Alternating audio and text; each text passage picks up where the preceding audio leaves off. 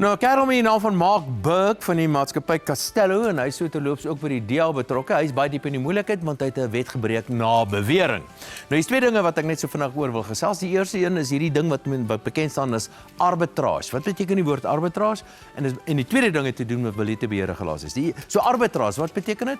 Dit is gewoonlik van toepassing op finansiële markte waar 'n finansiële instrument genoteer is op die een mark en op die ander mark. Op die een mark is ek so klein dieselfde ding, maar hy's 'n bietjie goedkoper die een mark as op die ander mark. So tipies wat ek doen, ek koop op die goedkoopmark en ek verkoop op die duurmark en dan maak ek 'n klein margetjie en dit is my winsie wat ek maak. Maar die probleem gewoonlik is ek moet groot volumes deur hierdie proses sit om enigstens die moeite werd te maak. So gewoonlik tipies het arbitrage te doen met groot volume geld, anders is dit net eenvoudig nie die moeite werd nie. So hier's 'n geleentheid met arbitrage om geld te maak.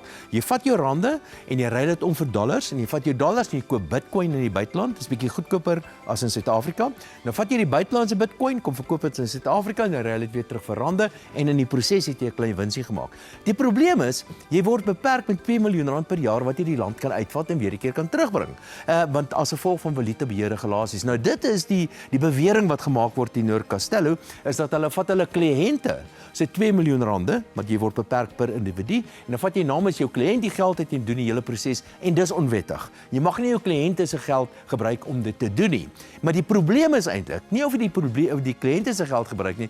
Die probleem is eintlik ons het hierdie belaglike wette in Suid-Afrika wat jou beperk oor hoeveel geld jy die land mag uitneem. En dis wat eintlik moet gebeur. Ons moet valutebeheerregulasies afskaf en net so terloops, die president met die dollars in sy rusbank is onder dieselfde soort van wette na bewering het hy die wette gebreek omdat hy dollars in sy besit het wat hy nie mag hê nie weens hierdie belaglike wetgewing in Suid-Afrika. So arme ou Mark Burke, hy het miskien die wet oortree, maar hy het nie verkeerd opgetree nie. Die probleem is eintlik die verkeerde wet. En hier is 'n geleentheid vir die politieke partye, maak dit 'n verkiesingsprobleem en kry die politici om hierdie wet te verander. Maar dis 'n belaglike wet wat my verbied om met my geld te maak wat ek wil.